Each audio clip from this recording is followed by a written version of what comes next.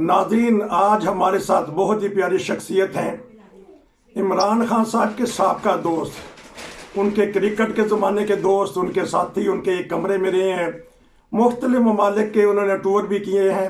वो इमरान खान साहब को सबसे ज़्यादा जानते हैं क्योंकि एक ही जोड़ी किसी ज़माने में होती थी, इमरान खान और सरफराज नवाज़। हमारे साथ हैं लंदन से सरफराज नवाज़ साहब। उनका बहुत शुक्रिया कि एतवार वाले दिन उन्होंने हमें वक्त दिया, सुबह के वक्त नॉर्मल, क्योंकि आराम का दिन होता है। हम उनका हाल चाल भी पता करेंगे। एक ब्रेकिंग न्यूज़ है नाज़रीन आपके लिए, और अभी लगता है किसी चैनल ने नहीं दी, मैं उनसे पता भी करूंगा। जी अस्सलाम वालेकुम।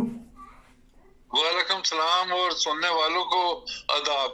ये बताइएगा क्या ब्रेकिंग न्यूज़ है, आप बताएं, फिर उसके ऊपर बात करेंगे। जी देखें जी, दो ब्रेकिंग न्यूज बन गई हैं। एक तो सियासत में है और उससे बड़ी न्यूज तो क्रिकेट में है। अच्छा। और यही पता चला है कि खबर जो मुझे मिली है और कि कल शहबाज शरीफ साहब जो प्राइम मिनिस्टर हैं उन्होंने मौसम जुगनू मौसम से और ये आपके नजम सेठी के साथ लंच वगैरह किया है। अच्छा। और ये एश्योरेंस कर दी गई है कि नजम सेठी आइंदा चेयरमैन क्रिकेट बोर्ड बनेंगे। अच्छा। और ये फैसला ये हुआ है कि 2014 का जो कॉन्स्टिट्यूशन है क्रिकेट बोर्ड का, उसको दोबारा बहाल करेंगे जो मियां नवाज शरीफ साहब के दौर में बना था।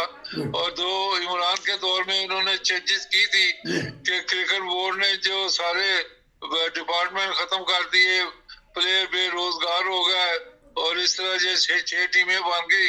और इससे जो क्रिकेट की तबाही आपके सामने आई है वो बहुत वाज़ेह हो गई है। उसके बाद फिर डोमेस्टिक क्रिकेट जो है वो खत्म हो गई है और डिपार्टमेंट खत्म कर दी है। उसके बाद फिर क्लब क्रिकेट खत्म है। उसके बाद फिर जो इलेक्टेड बॉडीज होती हैं डिवीजन की या एसोसिएशन की, वो खत्म कर दी है।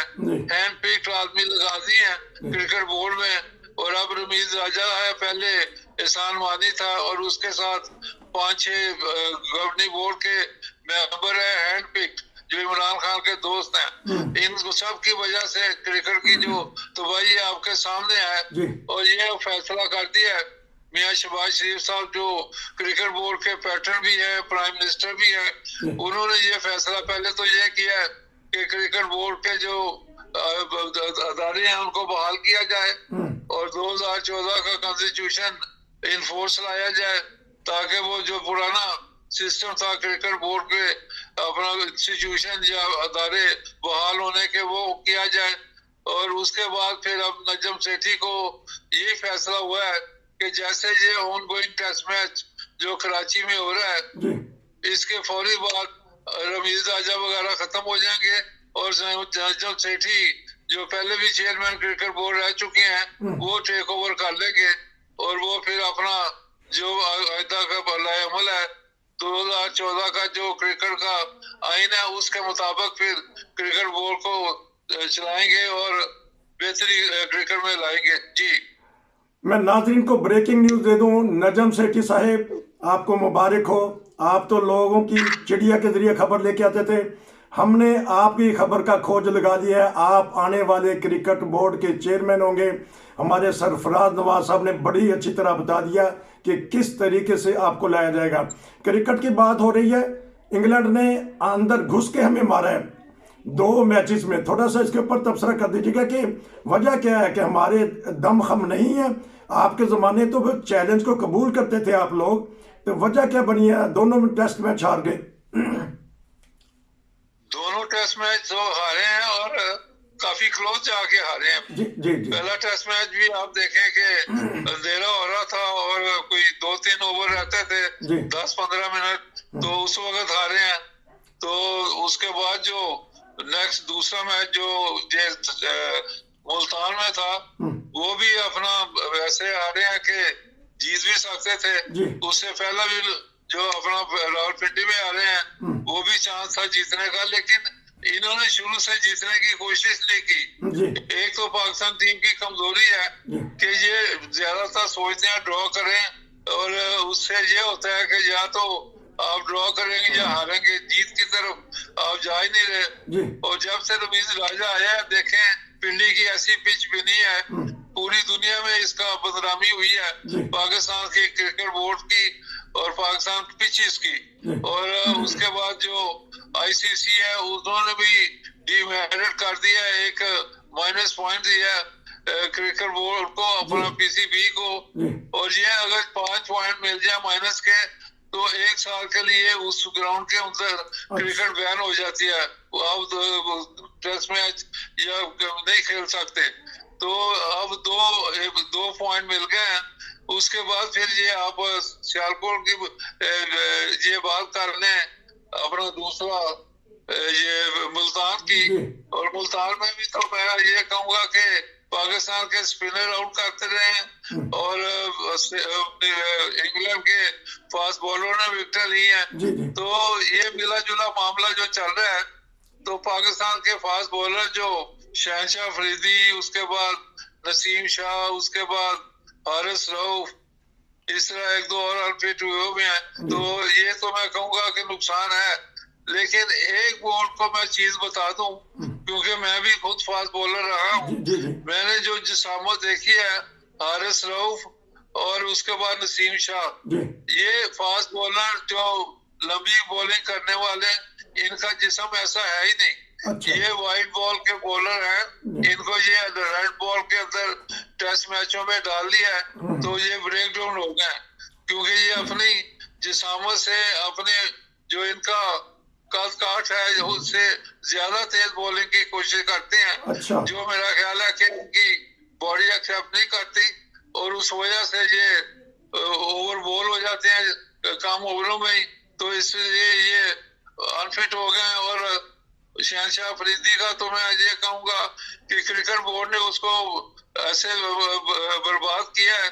इस तरह के पहले 2 माह उन्होंने इसका इलाज नहीं कराया और टीम के साथ लेके फिरते रहे। चाहिए था कि उस वक्त इनको इंग्लैंड, जो बाद में अपना शायद अफरीदी साहब ने भेजा है कि वहां जाके इलाज कराओ, तो उसके बाद ये बेहतर हुआ है। उसके बाद भी चाहिए था कि पाकिस्तान में डोमेस्टिक क्रिकेट खेलता, अपने टांगों को मजबूत करता, ताकि ये जो एकदम इसको डाल दिया वर्ल्ड कप में। तो ये सारा जो नुकसान हुआ है, ये शहनशाह अफरीदी को नुकसान पहुंचाया गया है।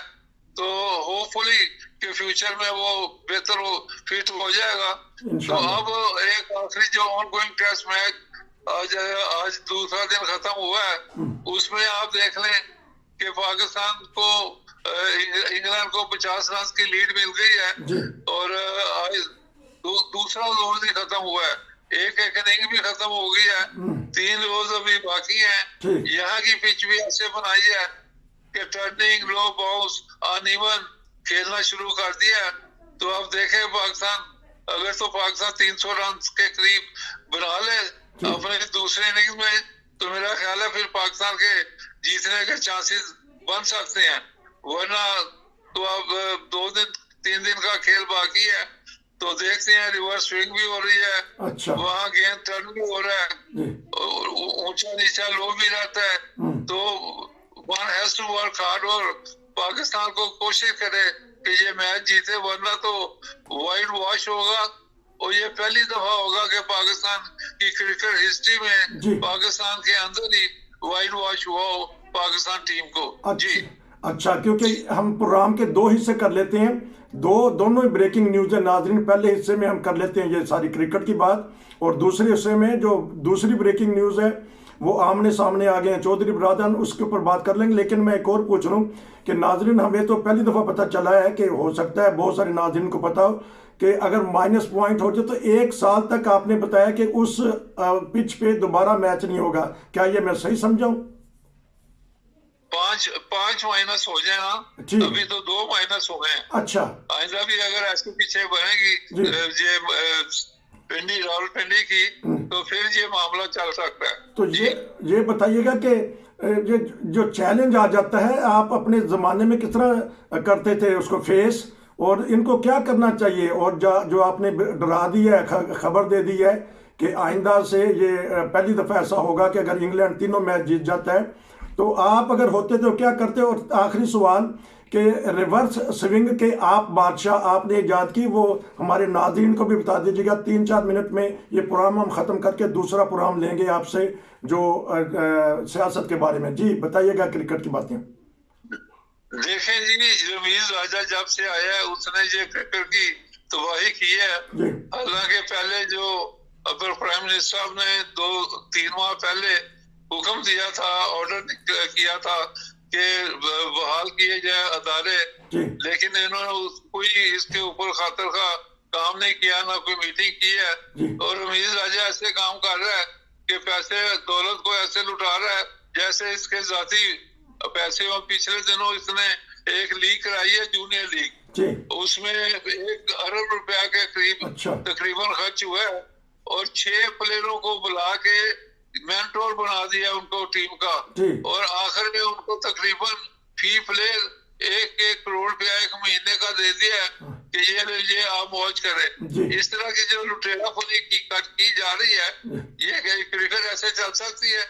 तो मैं ये कहूँगा कि तो उसके बाद जो ये तबाही की है, और फिर ये कभी कहता है कि हम इंडिया के खिलाफ इंडिया में नहीं खेलेंगे, पाकिस्तान आएगी तो हम टीम एशिया कप में खेलेंगे।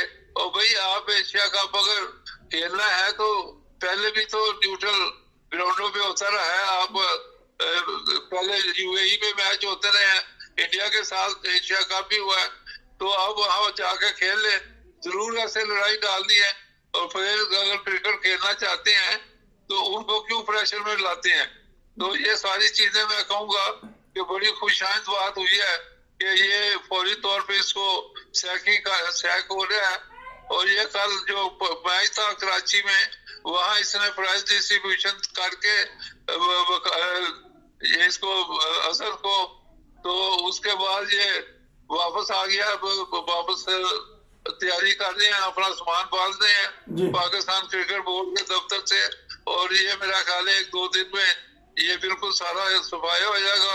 और नजम सेठी को मैं भी मुबारकबाद देता हूँ, और मैं नजम सेठी साहब का ये दरखास्त करता हूँ कि ये गंदी मछलियाँ जो पहले इनके साथ लगी हुई थी कुछ, वो गवर्निंग बोर्ड में या इस अदारों में दूसरी जगहों पे, उनको अब क्लीन आदमी लेके आए क्लीन आदमी लेके आए। और उसके बाद ये जो पुराने गाहक लोग बैठे हुए हैं, इनसे दूर ही रहे तो बेहतर है, क्योंकि इनसे काफी पहले बदनामी हो चुकी है। क्रिकेट बोर्ड में इन्होंने जिस तरह लूटमार की है, अपने बच्चों को टीम में डाल दिया है, होटलों में जाके रहते रहे और ओवर पेमेंट लेते रहे। ये सारी चीजें मैं कहूँगा सेठी साहब को मेरा मशवरा होगा कि इन चीजों से दूर रहे, और ऐसे लोगों से जो सियासत करते हैं कि ग्रुपबाजी बनाते हैं, इनका भी सफाया करते हैं और नीट एंड क्लीन आदमी लेके आए। और उसके बाद जो स्क्रूटनी हो वो बिल्कुल फेयर एंड स्क्वेयर हो, और उसमें जो पुराने लोग हैं इनको बिल्कुल बैन लगा दे। जी रिवर्स स्विंग का बता दीजिएगा, सिर्फ 1 मिनट है। ये जादू किस तरह आपने सीखा और दूसरों को सिखाया? स्विंग देखें जी, मैंने तो ये जब शुरू क्रिकेट की थी तो बैटिंग पिच होती थी, वहां गेंद इनकट होता था, तो एक दिन मैंने थोड़ा शाइन करके किया तो वो रिवर्स स्विंग हो गया। तो फिर मैंने ये डेवलप किया, और उसके बाद ये अल्लाह की मेहरबानी से पूरी दुनिया में अब ये मेरा जो हुनर है ये पूरी दुनिया में अब फैल चुका है। पहले तो इंग्लैंड वगैरह या दूसरे लोग कहते थे कि ये टेम्पर करके होता है, तो अब इनको पता चला कि टेम्पर नहीं, ये टेक्निक है। तो टेक्निक के साथ आप रिवर्स स्विंग करते हैं। अब इंग्लैंड वाले और सारे जिस तरह रिवर्स स्विंग कर रहे हैं, तो अब ये खुश हैं। और पहले तो देखे पुराना गेंद जब होता था तो स्पिनर ही लगे रहते थे, अब पुराना गेंद जो है ये तेज बॉलर भी ज्यादा कराते हैं, और स्पिनर का मामला कम हो गया। जी बहुत शुक्रिया। अब हम आपसे सियासत के बारे में पता करेंगे बात, और नाजरीन दूसरे हिस्से में दूसरे प्रोग्राम में हम सरफराज नवाज साहब से सियासत के हालात, पाकिस्तान के बदलती हुई सूरत हाल के बारे में पता करेंगे। आपका शुक्रिया। नसीर को इजाज़त दीजिए। अस्सलाम वालेकुम।